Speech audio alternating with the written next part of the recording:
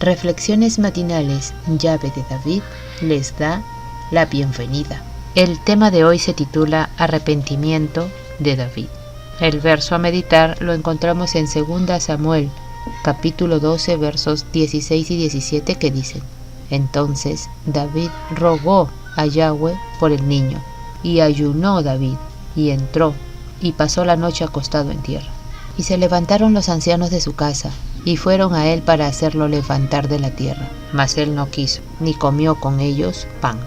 David había cometido un grave pecado contra Urías y Betsabé, y se daba cuenta perfecta de su gran transgresión.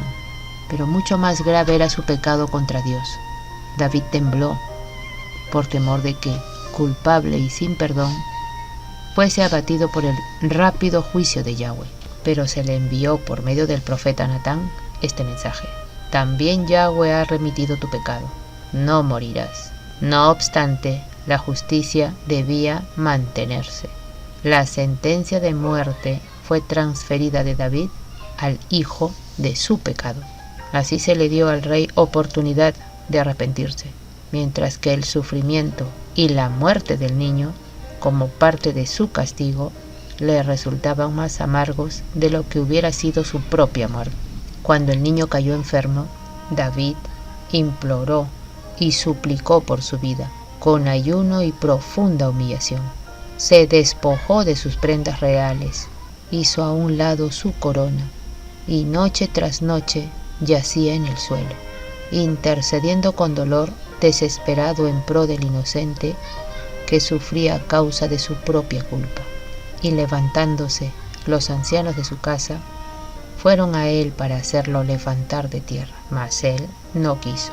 A menudo, cuando se habían pronunciado juicios contra personas o ciudades, la humillación y el arrepentimiento habían bastado para apartar el golpe, y el Dios, que siempre tiene misericordia y es presto a perdonar, había enviado mensajeros de paz. Alentado por este pensamiento, David perseveró en su súplica mientras vivió el niño. Cuando supo que estaba muerto, con calma y resignación, David se sometió al decreto de Yahweh. Había caído el primer golpe de aquel castigo que él mismo había declarado justo. Pero David, confiando en la misericordia de Dios, no quedó sin consuelo. La caída de David, hombre que fue grandemente honrado por el Eterno, despertó en ellos la desconfianza de sí mismos. Comprendieron que solo Dios podía guardarlos por su poder mediante la fe, sabiendo que en él estaba la fortaleza y la seguridad.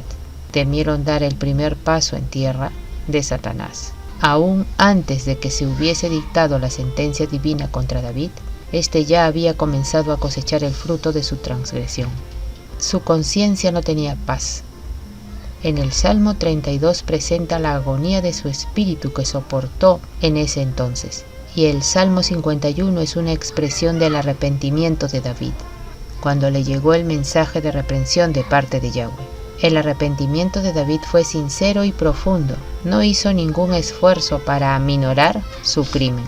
Lo que inspiró su oración no fue el deseo de escapar a los castigos con que se le amenazaba, pero vio la enormidad de su transgresión contra Dios.